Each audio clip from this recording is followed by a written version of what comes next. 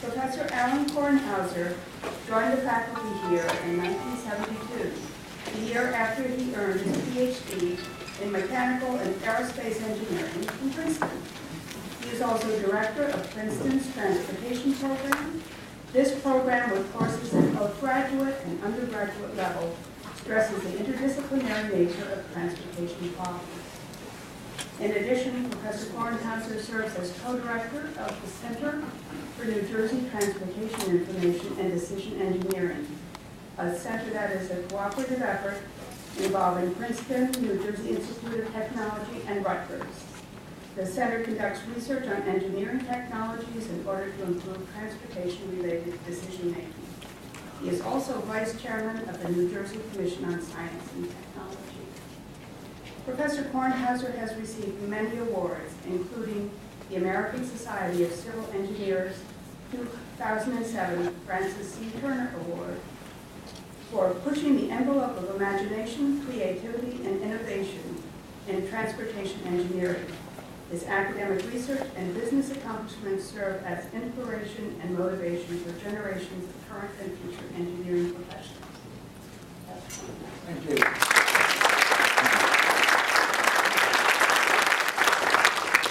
Thank you. Pleased to see so many of you come to see a few slides tonight. I guess we're going to look at a few pictures of transportation systems and maybe have a little fun with maybe some of the issues that face us in trying to get around right here in Princeton, New Jersey. So maybe we'll just get started. And let's look at one local road improvement that I'm sure some of you have heard about. I guess first, we are doing reconstruction of Mercer Street, and indeed it is closed. I went there and I guess all the traffic in town is a testament to that. And in fact, the previous Mercer Street reconstruction added some man-made traffic calming features there, so I guess that's what we're doing there with spending the money to do whatever we're doing there. But maybe we should just stick with the organic variety, the Mother Nature made traffic calming features. It seems that they were already there. The place hasn't been reconstructed since apparently 1950. And maybe we should have just gone on and just let them be there and made sure that in the process nobody traveled over 25 miles an hour because you really couldn't. And I guess we could have just saved the money. So I don't know why it's closed for that amount of time. But anyway, that's that one. And let's look at another one that's local, and that's Washington Road, which I guess in kind words we'll call the Great Divider of the campus. It is the divider because if we look at the campus here, it really splits it down the middle and really cuts it into two halves. Those that are on the right side of the tracks down here, and those of us in the E-Quad and the Orchid Building and so on, and Friends Center that are on the bad side of the tracks, or however we want to call it. And so this really does serve as a great divider. It is also, in case you don't know, it's the official truck access route from US 1 to Nassau Street and wherever that direction is, west or wherever it happens to be. And of course, it's logical that it should be. I mean, you certainly don't want the trucks on Alexander Road I mean, we have a bridge that can barely fit one vehicle, and I guess that's why it was there, to make sure there would be no trucks. And certainly I know that all the people that live on Harrison Street absolutely don't want to see them on Harrison Street, plus they can't make the turn at Jugtown anyway. And so really, Washington Road is the appropriate venue for bringing trucks in and out of Princeton, and it probably should be. The only problem is if we're sitting here on campus on what is really supposed to be by, I guess, all the officialdom that we hear from the university, that it is supposed to be a pedestrian, walk-oriented campus, we do really have this great divider and barrier going right through the heart of it. And so out of this, we found that now we have a bridge that's been built, and maybe this is the way to slay and get rid of the divider. Is it a bridge to nowhere? I don't know. I guess some people might have suggested it's a bridge to nowhere. But in fact, no. I mean, we're doing a major construction of a chemistry building there, and in fact, really, it is providing a vault over the barrier of this road and providing access then to that new academic area of the campus.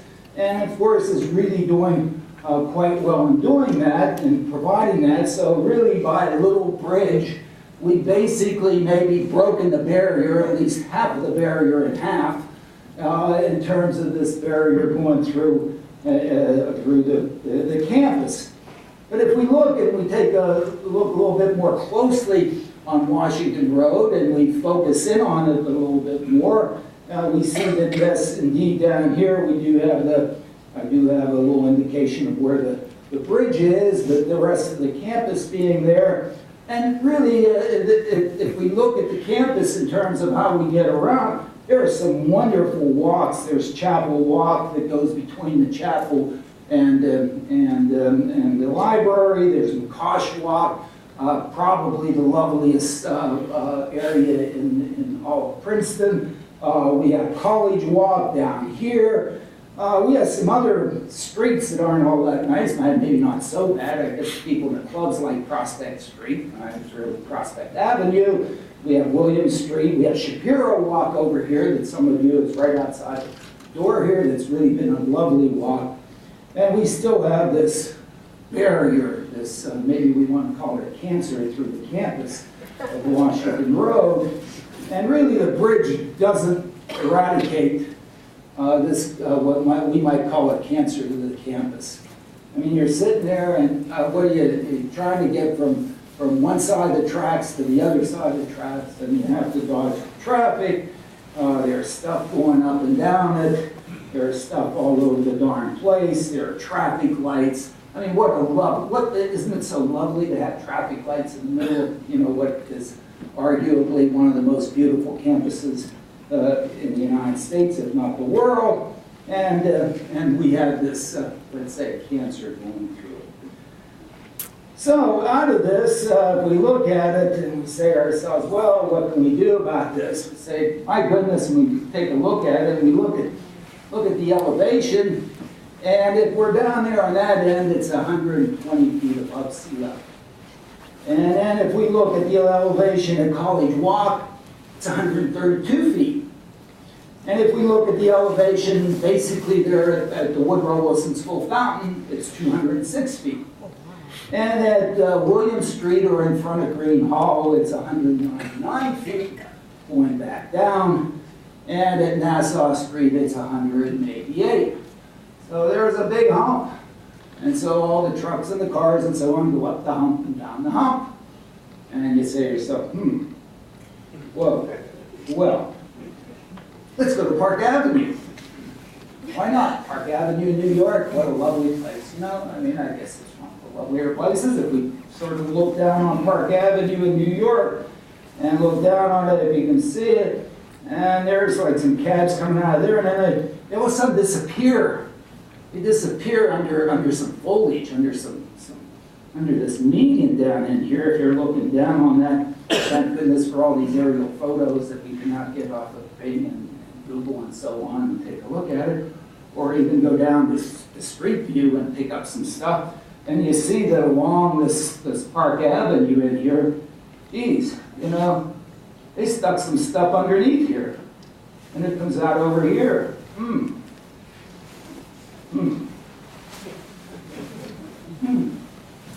isn't it lovely? I mean, they have nice strong, I mean, it's just like lovely there.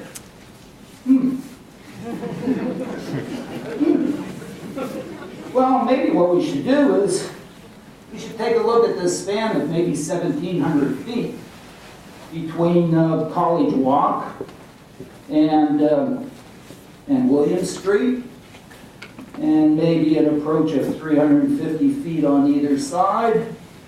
And if we look just east of College Walk, this is what we currently see. But why don't we see this?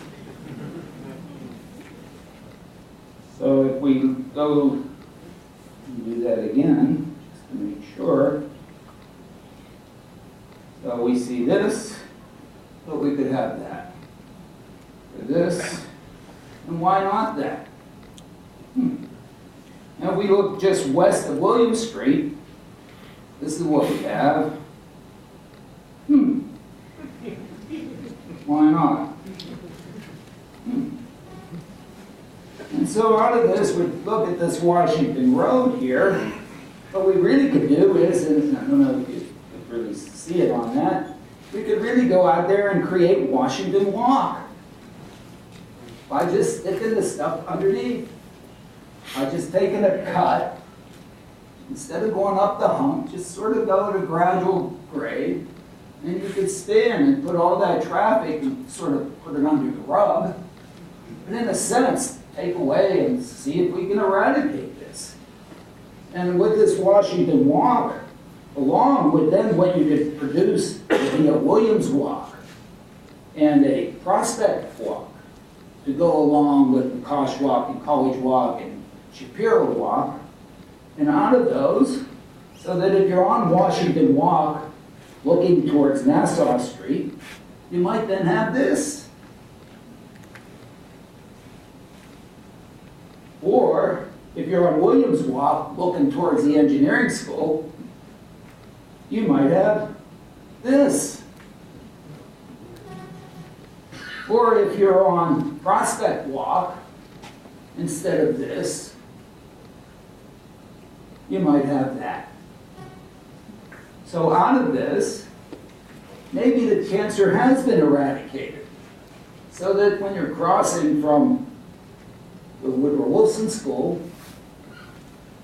there's just not those traffic lights, that jump. It's now really a pedestrian campus that has gotten rid of this cancer, this barrier, this thing that divides us one side of the campus to the other side of the campus, and done it, but some might argue, I'd like to argue, of course, somewhat elegantly. Done just what they did on Park Avenue, they did it at Harvard too. You'd think since they did it at Harvard, we would have done it like that. That somebody says it may be too expensive. I guess anything good costs money. But in a sense, in terms of what it would do to the campus, what it would do to integrating it, what it would do, at least my personal view, in terms of the most enhancement single thing that could enhance the beauty of the campus would be to get rid of Washington Road. Now, some think that the way to get rid of Washington Road is just to close it. The problem is if you close it, where's it going to go? Harrison Street? People who live over there, I mean, they won't let that happen. Alexander Road? Isn't going to happen there. Springdale Road, you can take it down around West Halls and so on. They'll never let that happen. So in a sense, why don't we just deal with it straightforwardly instead of making the traffic go up over the hump? Do a cut, put it down there, plank it over, beautify the place, and really enhance that particular area. So we dealt with Mercer Street and we dealt with Washington Road. So I guess now we have to deal with the dinky, right? I mean, we're supposed to be doing radical things for local transportation. there's the Dinky. Dinky's been around for, I don't know, a very long time. Of course, we all know they used to have a terminus right at the base of Blair Arch. The 0 milepost marker is still there, and because of the building of the dorms and so on, and whatever, it was moved and whatever, and so on. And basically what it does, if we then make use of our aerial photography, it runs from here at the Princeton Junction, at the Princeton train station, and runs basically along this corridor over here, over to Princeton Junction. It's just under 3 miles long, and I hope everybody here has ridden it at least once. I would imagine some of you maybe lived part of your lives on that driveway. So if we take a look at it, the current Dinky station, in terms of where it's located, what we have here, just in terms of orientation of this overhead, we have Faculty Road over there, and we have the parking garage that was kind of shoehorned into, I don't know, must have been the only piece of cheap land on campus or something. Anybody ever tried to drive to it? You really need a personal navigation device to find your way to it. It's really good, I'm all for that. We have Alexander Road over here, and we have the Dinky station over there, just so everybody is like well oriented to, because we're going to take a look at a few of these guys. And out of this, we find that the university is proposing to do a substantial development of an arts center, which would be really nice if we did it. It would be really great. Have all kinds of really nice things tied in with Carter Theater and so on, all in here.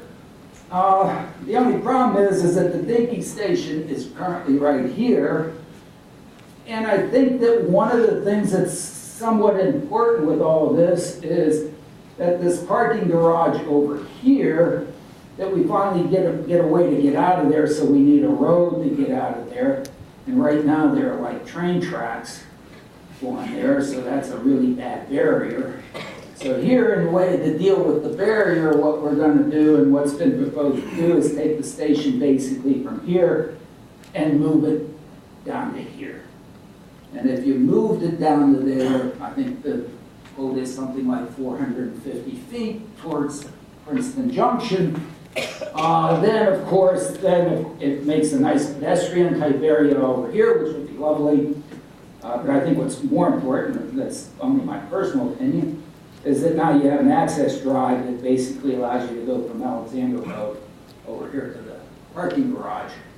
And so now we have access to the parking garage. So if you look at this, this is where it is. And as you can see in here, there's a railroad track, the Dinky track that kind of runs through it, that kind of doesn't make for a good day there. So, so move the station. And now the moving of the station has caused a little heartburn to some people. And my goodness, it's 450 more feet, but what's 450 feet, blah, blah, blah. Everybody's gone whatever and dealt with it. The issue is are there any other ideas to move in the station 450 feet closer to Princeton Junction? I mean, in some sense, if you move it 450 feet, you might as well move it all the way to Princeton Junction. You know, why stop there, and why not just keep going? So the question is, are there any other ideas? So we're not going to go back to Park Avenue in New York for this one. We're just going to go down to Faculty Road, the Faculty Road crossing of the Dinky tracks. I'm sure everyone here has crossed the Dinky tracks down there. Gate, you know, there are gates going up and down, things going. It's kind of good. And if we look at it, whoops, too fast. If we look down there, and if we look, if we stand there at the crossing and we turn to our right, and we look down towards the canal, it's a nice view. It's a very lovely view. So that's the lovely view towards the canal. And if we look the other way, 180 degrees the other way. It's another lovely view back towards the station. But again, what one sees is it's like not flat. It's like there's a grade there. So if you go and you then go back and then you take a look and you say, well, where the Dinky crosses the canal, the elevation is 42 feet. And so that's the 42 feet down there at where it crosses the canal. And where it crosses Faculty Road, the elevation is 108 feet. So the darn thing has gone uphill. And I guess those of you that have ridden it and notice how it chugs going uphill, and when you're going to the junction of like streams, right? So, thank goodness for gravity. And up at the station, it's 145 feet. It continues to go up. So, if we said, well, why don't we just reconstruct the tracks a little bit? Since we already have all this equipment that made this great cut to do the Washington Road tunnel, we got to use it some more, right? I mean, we can't just let the stuff sit there. I mean, it's free now. They brought it here. Hey, let's go to town. And let's create a cut. Let's start a cut. And let's do a cut such that we can pass under Faculty Road. So now instead of it being like this, let's do it like this. And in fact, if we're going to do that, so then I can just, oh yeah, I forgot what I was going to do with it. Oh, yeah, I spent a lot of time making this one. I shouldn't forget it. So then, once we're there on Faculty Road with the gate crossings and so on, we could take those away.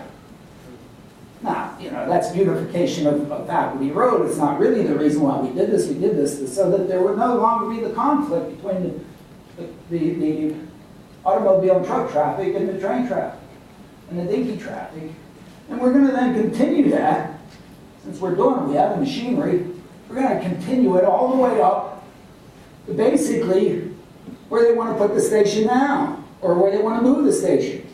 So we want to extend the cut all the way up to the Arts Center. And then if you're sort of with me on the kinds of things that I must like, what are we going to do next? We're going to continue it at that level, and we're just going to then plank it over. Just like we did with Washington Road, but it's not down here. We can plank it over. We can put stuff over there. We can integrate the station with the Arts Center. We can make those things tight. I was going to bring a slide of it. You've been in the Paris Metro, where when you go to the Louvre, it's like gorgeous in the station. You could integrate the station right there with the basement of the Arts Center. And it's not a crazy idea to do that because, in fact, at least all the things that I've heard about, some of the things that I've heard about the Arts Center is that the basement area, the lower floors are really important to that development there. And so now, instead of having to move the station to make way for the Arts Center, you're keeping the station there, integrating it with the Arts Center. And then, just think, people from New York and Philadelphia could easily get on and think you come over, good connectivity on that. Why not? Just a little bit of a cut. There's more. There's more. I guess you're trying to get rid of me, but whatever. What if we automated the dinky? We automated the dinky, now there's no longer the grade crossing problem. Okay, it's basically, you could automate it. Enabling maybe 7 by 24 service. Maybe something like meeting all the trains at Princeton Junction, no problem. Maybe like 5-minute headways to be able to then connect Princeton with the development that's being proposed out of Princeton Junction, all the station development that they're proposing out there. And it's not that this is like way out technology. How many of you have gone to JFK Airport and ridden the air train? Anybody? One person. Come on, raise your hands. You must have been there. I mean, it's not that I know, the rest of you took chauffeurs? Okay. You know, and you can do it with JFK AirTran technology, and, you know, it's automated. Happens to have, you know, linear induction motor propulsion system in there, which is kind of nifty, but it just sits there and runs. You didn't even know it. And it's completely automated, and it's not the first one. Actually, the first one, probably you may have heard about it if you watch the Olympics. It was in Vancouver in 1985. So it's been it's been 25 years from that for that thing. And in fact, you know, Toronto also in 85, and Detroit in 87, and Kuala Lumpur in 98, and Beijing Airport. I mean, even the Chinese have this. You can't have it here in Princeton. Was it such a big deal? And they're building one in South Korea now. If you did this, then what else can you do? That's what's really interesting.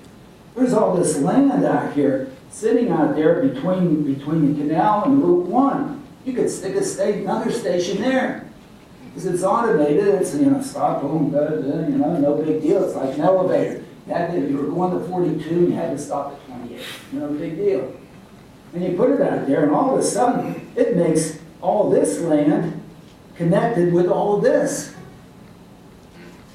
And because it's here next to Route 1, instead of having the parking garage there, put the parking garage over here. And if it's automated and running at less than 5-minute headway, then you don't have to say, am I going to make the schedule? You can't even read those schedules. Nobody reads those schedules. You have to be so stuck. You have to spend like a week. So, you know, you aren't just going to throw it on the lark. Absolutely not. And go in there, and of course there, and hey, we have all the paraphernalia. You could intercept cars here, and then park here, come on in, whatever, out of that. Huh. And then the coup d'etat. If you were really irrational, then once you're there, you just keep going. Guess what? It's about 1,700 feet again. And you just take it from where the end of the dinky is, and you just laser it up here.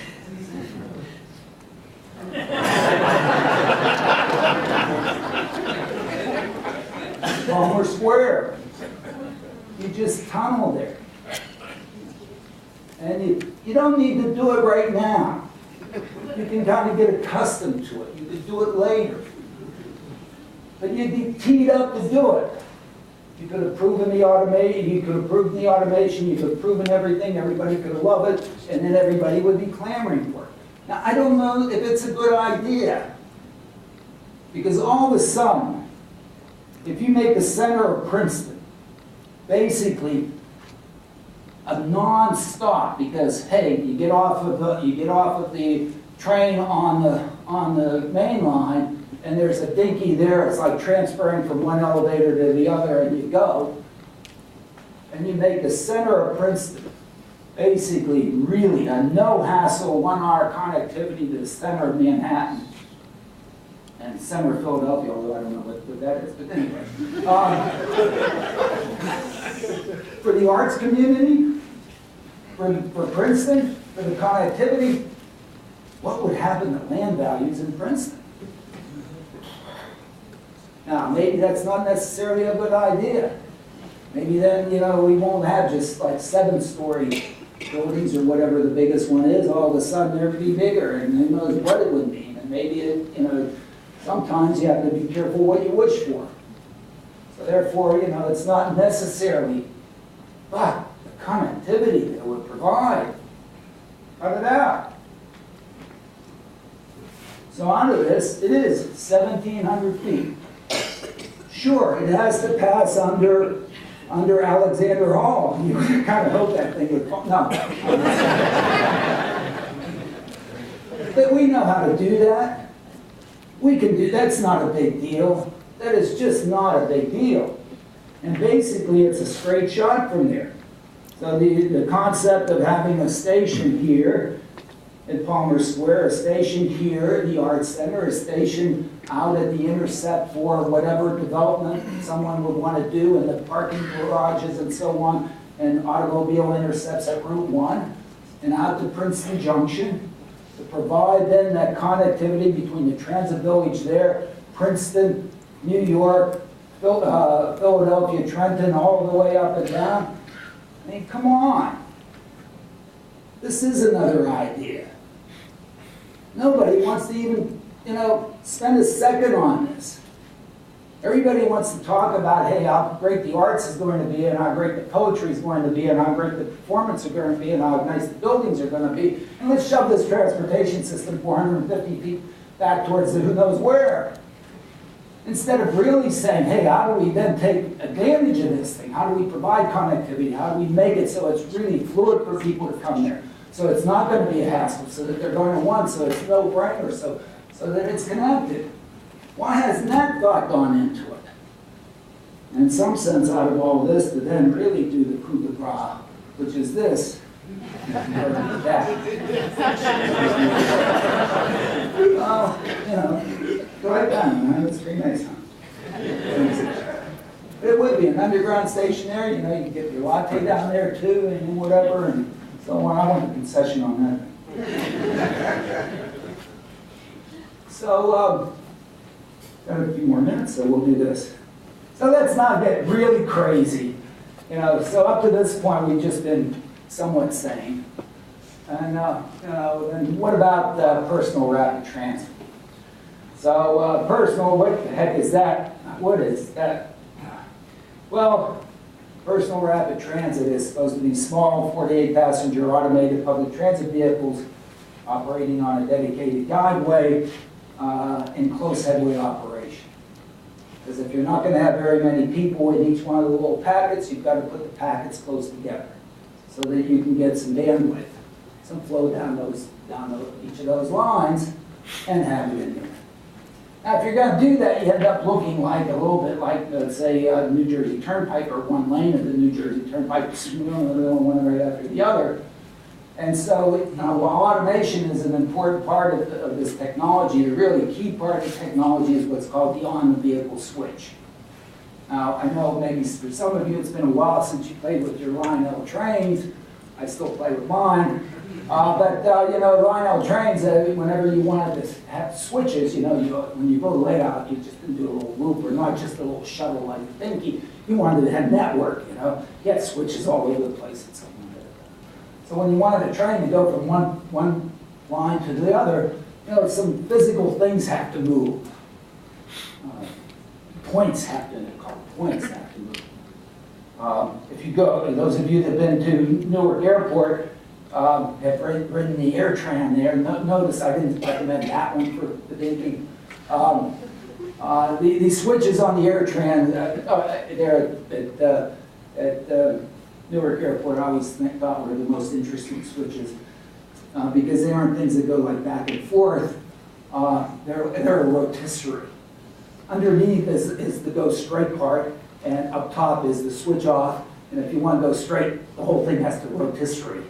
180 degrees, and then if you want to do back, it has to rotisserie back, and so on. But, you can have a rotisserie. All those mechanical movements take time.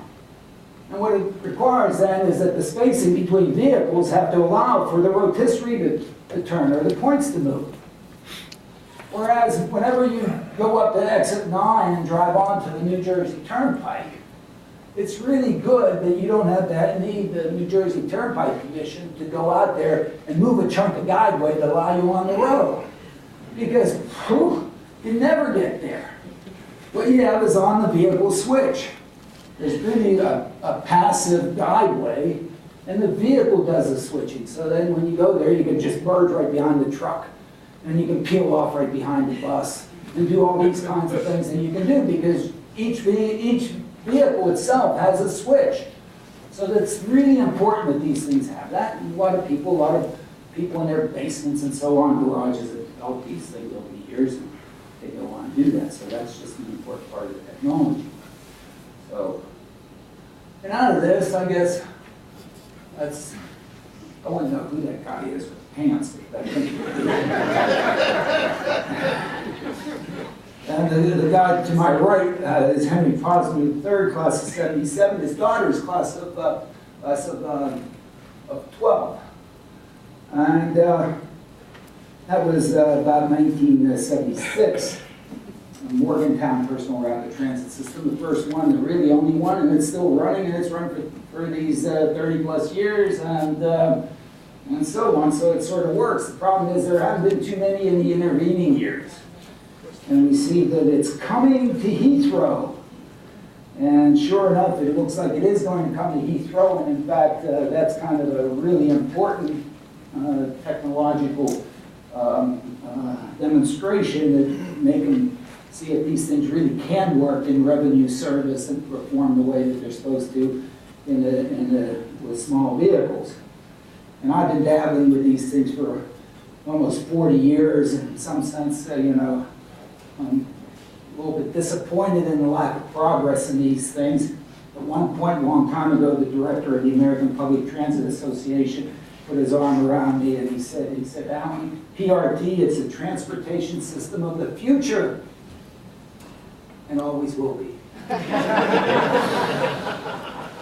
Set me up and shot me down, and some 40 years later, we're still waiting for this, for some of these things to happen.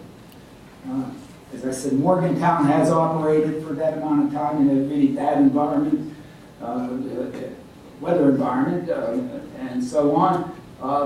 You can't go to a major airport in the world without riding on an automated people mover. They all have it. It's not a major airport without one. So the fact that the automation piece of it, that's no problem. That's all done, no problem. There's now, in fact, if you look at the cost of automation, it's essentially going to zero. All right, so that piece of it, well, I should modify my comment there. That's before the recent Toyota problem. Well, that's an ugly one, so we can't talk about that. There is this broad movement to energy independence, and we certainly would like to get ourselves, let's say, weaned off of at least petroleum and onto possibly electricity, and maybe Heathrow's really going to become a reality, and a lot of these things that kind of take off and finally do something. So if we look back, it's not easy to do technological innovation. If you look at the automobile, Daimler and Benz, 1888, and it's, in the beginning it looks kind of nice and it ends up taking quite a while. If you look at places around in New Jersey 100 years ago, there were a lot of cars parked up and down Central Avenue in Caldwell, New Jersey. You can see them all. I mean, they're double parked and everything there, right? And here, in Bloomfield Avenue, there are actually tracks in for a streetcar that's there in the center. There are really none there. Bloomfield and Academy Road, it wasn't even paved. That was the dominant form of transportation 100 years ago. And of course, certainly post 1950, we sort of got ourselves behind the 8 ball with respect to those things. And so the mobility in New Jersey has changed drastically in the 100 years from 1910 to 2010. I guess the question to ask all of you is how much is it going to change in the 100 years to 2110? I know I'm not going to be here to see it, but I ask this to my students all the time, and they say, well, we'll still be driving cars, I'll still have my Toyota or whatever. Why should it, of course we're all just going to be doing things like that. Yeah, of course, I guess, things don't change. But there does seem to be a birth-death process in technology, and we kind of see it all the time. So in the beginning, if we look at industry size as a function of time, it sort of then takes off, and we know all about bubbles and stuff like that. And then, so there's a period of innovation and a growth to maturity, and then a decline, and then what I like to call the nostalgia phase, where kind of keep some around, like the like the cable car in San Francisco. You know, there still is one. They maintain it, spend a lot of money keeping it. It's nostalgia. But, you know, and the issue is something else takes over and goes on and dominates that. And to me, the kind of key statement about this is by Joe Schumpeter. In a capitalist reality, it is not price competition which counts, but the competition from the new commodity, the new technology.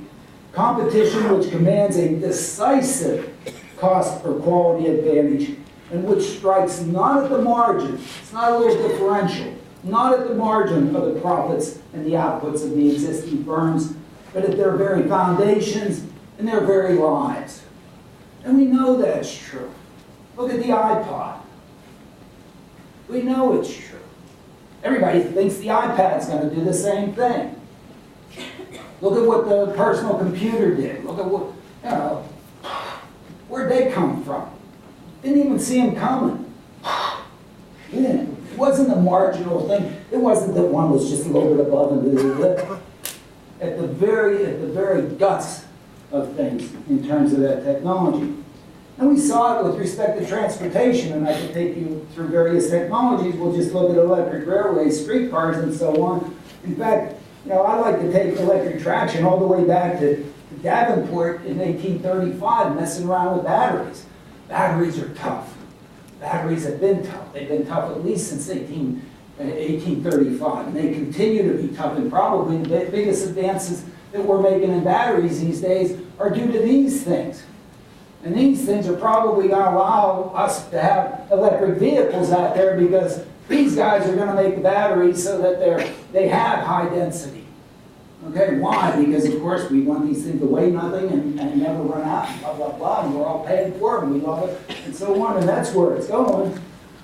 And by the time one looked in 1910 or something and where all those things were going, you looked at the Los Angeles Basin, and one saw in the Los Angeles Basin, boy, there's like tracks all over the place, the Pacific Electric Railway and so on. You go there, and then boom, the birth-death process.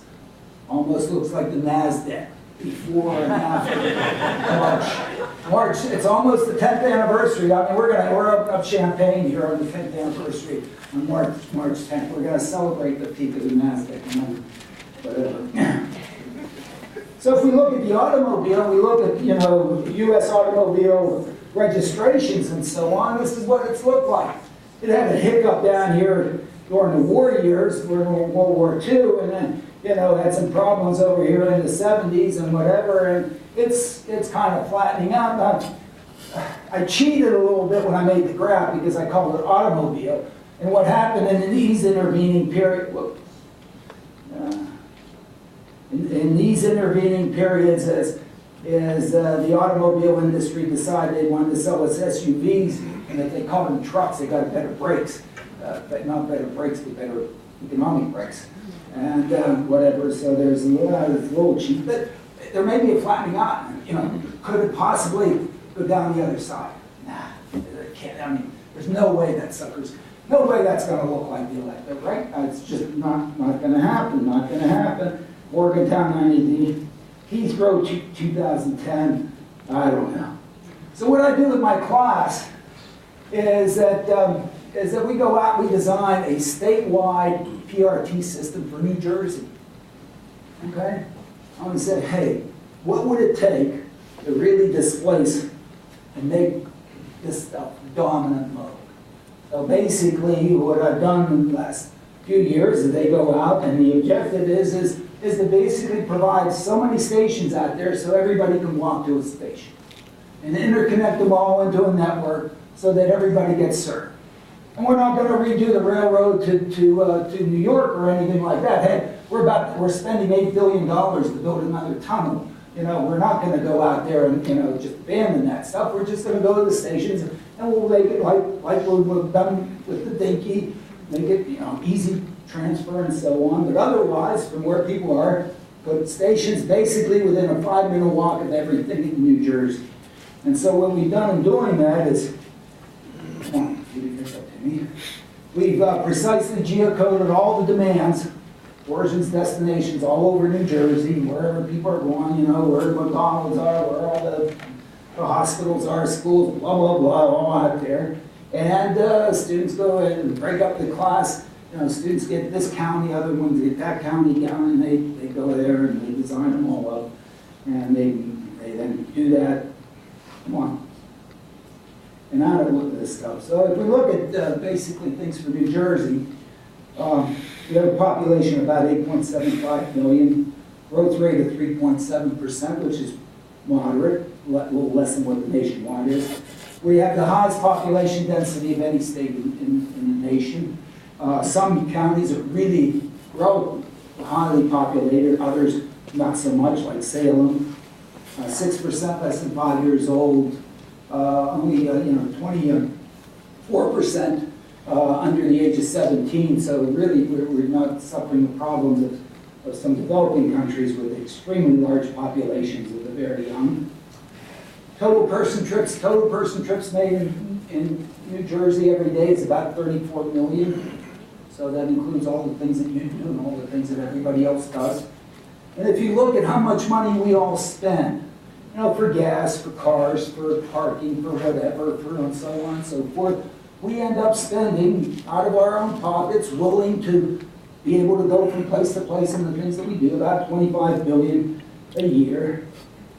And the other interesting part to point out with respect to New Jersey is especially where we get our electricity, even though very little of the transportation is using electricity, we're generating 48% of our electricity from nuclear here in New Jersey, and essentially none from renewables.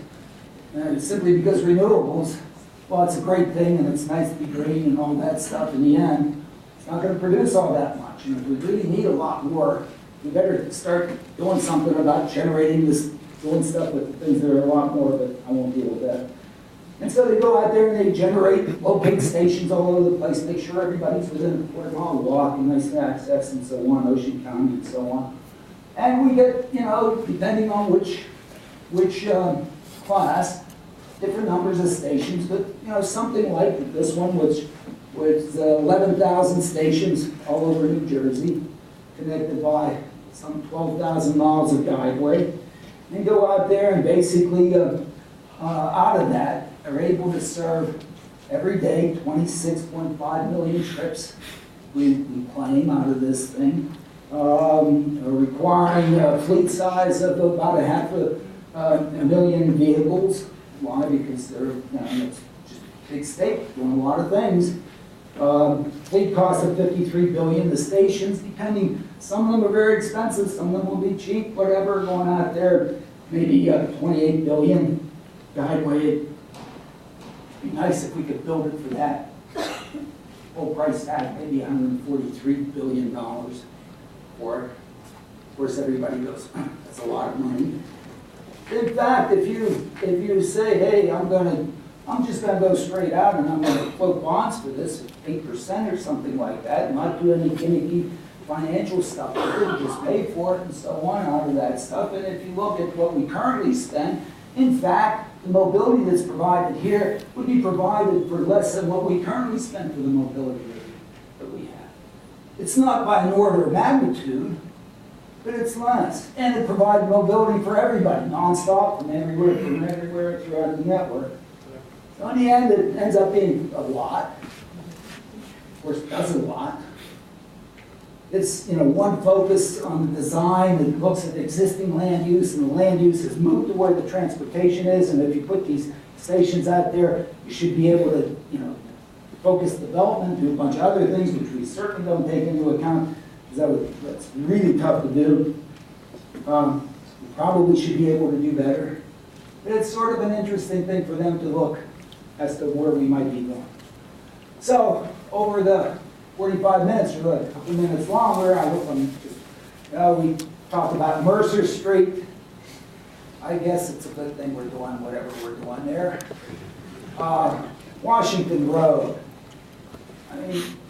And I'm not the first guy to have the idea of a Washington Walk, but really, that would really improve this campus. You're thinking, it's a fundamental asset, the transportation that we have here in Princeton. It'd be a shame to have that thing go by the boards.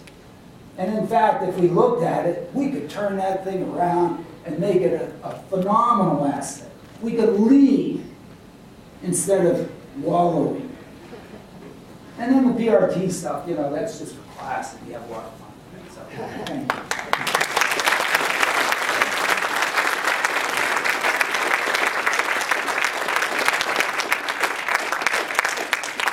So, I don't know that anybody has any questions, comments, kibitzing. Nobody, in the back. Speak up. Your comments about the change in elevation of the Dickey and Washington Road, is that just to get us to think in 3 dimensions, or does that actually make it easier to put those underground? Well, it just, it makes it marginally easier, okay? Doesn't make it silly. You could, if they were all both, you could go under and do a bunch of other things and raise Faculty Road and all that. To me, the key part of the dinky piece is to put it lower so that in fact you could deal with the parking garage and integrate it better with the development of the Arts Center. Because apparently that's supposed to be, at least what I understand about it, the major reception area. And then, of course, once you're there, you like want to continue to have laser beam, but that's, you know, that's not personal. That's why they think I'm just a goofball. Why stop at Nassau Street? Well, the reason why you want to stop at Nassau Street is there isn't a lot on the other side. Okay, I mean, that's the problem. You know, the size of vehicle that one's dealing with, one needs a substantial demand at the particular points to do that. You don't have the network opportunities.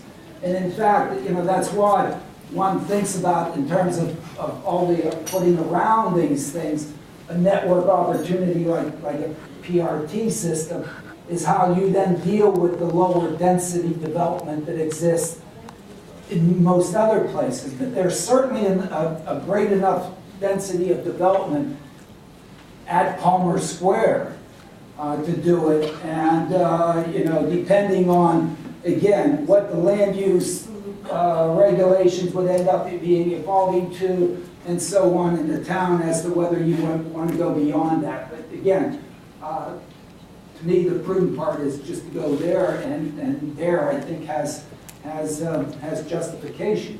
But,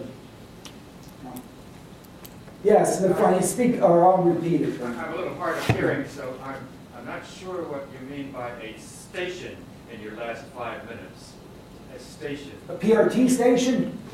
A PRT station, for PRT, it's a station, it would be just like an area in an elevator bank. Because in fact, PRT stations would end up looking like elevators in an elevator bank. If you go to 7 World Trade Center now, and you go to the 7 World Trade Center and you hit a button, you want to push for an elevator, you push for it, you put in your floor outside the elevator.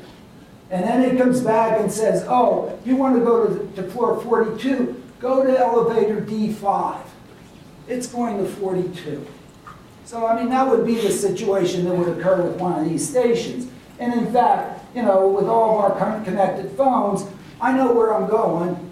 Might as well share that with the system. While I'm walking to the station, it knows where I am, it knows when I'm walking, it knows when I'm going to get there, it can figure it out, it knows whether or not there's somebody else that can share a ride, it can make all that stuff efficient. Boom, I mean, the algorithms that do that are all straightforward. So the idea is that, you know, we're going there, okay, it knows, go into this one, go. I don't want to share, I want a private, I don't want to let anybody else in the elevator with me. I close the door, or I pay a little bit more. Or hopefully I don't care, it doesn't matter. What am I going to do in there? I mean, they have cameras, they're watching it. Not that I'm stupid. Right, so. Yes? In your diagram of the Arts Village, it doesn't show, it shows University Place in the same location as it is now? Is it part of the debate because they want to relocate University Place? No, I don't think they're talking about relocating University Place. They're talking about, they were talking, as far as I know, taking the Wawa area and putting buildings in there, leaving University Place where it is, putting a circle there that I showed. I don't think you need the circle. I think what you want to do is make the whole circulation one way. Because in fact, if you look at the predominant travel patterns on that, people come up Alexander Road, turn onto University Place and go up, and they tend to come back down Alexander Road. Why that wasn't part of, the plan, I mean, well, University didn't hire very good transportation consultants. They had very good arts people, but they said, no, this transportation stuff. I'm sort of fascinated by your concept of the dinky, which most of us for a long time have thought of as, oh, that's the thing that connects the campus to the northeast corridor line. And that's the only thing it's good for. You've really laid it out as almost a light rail system. If your vision is fulfilled. Yeah, I mean, you could call it a light rail system. I would prefer not to put it on the street so I can automate it. Because I just think that an automation, and then you go to you've been to airports, right? I mean, those that you have to sit there and wait for a bus versus those that you can go and hop on. Come on, it's night and day. And we're not really making major investments in this country in any of this stuff. I think there was a... Well, if you would ask me where we should spend the stimulus money, I'd tell you. Washington Walk and that's where, but why not? Why not? They're construction projects, they're investments in the future. Those are 50, 75-year investments, if not 100. Why not? I guess we're supposed to be doing some of that stuff. Your Washington Walk idea is fascinating, but what order of magnitude would it cost to bury that road? 20 years ago, I got an engineering firm to do a cost estimate. It was $50 million then. So it's going to be, I don't know, it's going to be 100, 125, whatever, 200, whatever it is. It doesn't matter. That sort of thing, it's the appropriate thing to be funded from capital budgets out of the federal government, which for roads, they pay 90 cents on the dollar, and for mass transit, they pay 80. Why should it go to, Wyoming or someplace? Why is Rush Holt should be fighting for the stuff to bring it here? And the university, I know it's tough here, whatever. The endowment only went up by 10% last year, whatever. I mean, it's tough. But, to me, it would so enhance the quality of this campus. Now, some people think that Washington Road, the way it is an asset because people can drive down, up and down Washington Road and look at the majesty of the campus. Are you joking? Really? I mean, take a survey. People driving up, they want to they're trying to not hit a student or faculty member, and I'm jumping out in front of them. And they're just trying to get to Nassau Street, get their stuff done. If they want to see the majesty of the campus, they should go to the parking lot out there near Route 1, hop on the automated dinky and come on in and walk around and enjoy the campus. Stop at the Art Center, do that kind of stuff. That's whatever, See, when I get a soapbox, I can't get up. Whatever. Anything else? Yes? What is the university saying is the reason it won't consider your idea? They don't talk to me, I don't know. And you can imagine they don't want to talk to me. You can just imagine it. They don't. Other than aesthetics, is there any economic benefit to any of these projects that you're talking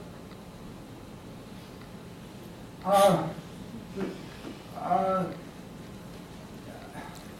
The new science library. The economic benefit of that? I don't want to debate it.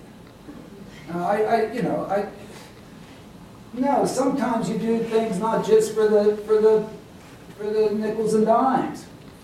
Sometimes you do things because it's the right thing to do. This is supposed to be a pedestrian campus, a walk-oriented campus. We have this cancer running through the center of it. we'd like to be able to say, hey, it's going to go away. The previous guy in charge of university design or whatever believed that that was going to happen. Yeah, I guess if that happens, I'm all for it. Then in fact, we'll get Washington Walk without having to build the tunnel. I'm a happy guy. I just don't think that that's where the negotiation's going to end up. And I don't think it's right for Princeton. I don't think it's right for the people who live on Harrison Street. And I don't think it's right for whatever's going to happen along Alexander Road and up there on Mercer and by the church up there and all that stuff. In fact, it should go up Washington Road. But let's stick the darn thing under the rug. It doesn't, it really, and plus, you know, this is energy saving. Would this be a good investment for university funds? Yes, pardon me? You know, and the arguments that I've heard from alumni, they'd be lining up that, hey, if I had any money, I'd want to call, no, I wouldn't want to call that, but yes, in the back. Some regional planners have been promoting bus rapid transit. What's your opinion of that? You had to ask the question, didn't you? I have a whole set of slides that I took out of the presentation because you were limiting my time. New Jersey currently has the world's best bus rapid transit system. The absolute best bus rapid transit system. Much of it is under private operation by private bus companies. It was created in, I believe, 1973 by John C. Cole, who was Commissioner of Transportation at the time. And what he saw was that in the 495 viaduct onto the Lincoln Tunnel and the 42nd Street bus terminal, in the morning, basically nobody was leaving Manhattan. He decided to steal one of the outbound lanes from Manhattan in New Jersey, and I have one in my office, put plastic pegs separating the reverse counterflow exclusive bus lane that he created on the 495 viaduct that runs from the New Jersey Turnpike to the Lincoln Tunnel, and allows the buses to move through there essentially without delay. Capacity of 700 buses an hour, which is about as much as the 42nd Street bus terminal can eat. 35,000 people per hour go through that thing. More people use buses to go to Manhattan than use the rail system for which we're building an $8 billion another pair of tunnels to Manhattan. That system is fantastic. Most efficient bus corridor in the world. Why does it work? Because it's a many-to-one or a one-to-many system. We have Manhattan here, and we have radials coming out to there, and we've created park and ride lots out here, and we put a exclusive lane on the New Jersey Turnpike for buses and cars with 3 passengers and the others, and people would basically take their cars to here and then go nonstop into Manhattan, and it works really well within the private sector, most of it. Pays for itself. Construction costs essentially zero to make it happen. Operating costs essentially zero. Why? Because there's such a strong magnet here of people wanting to come that you can fill up, you can get 50 people to get on a bus and not have to wait an hour before 50 people finally show up to get on the bus to make it efficient. All right? So there's enough demand focused on the point such that you can make it.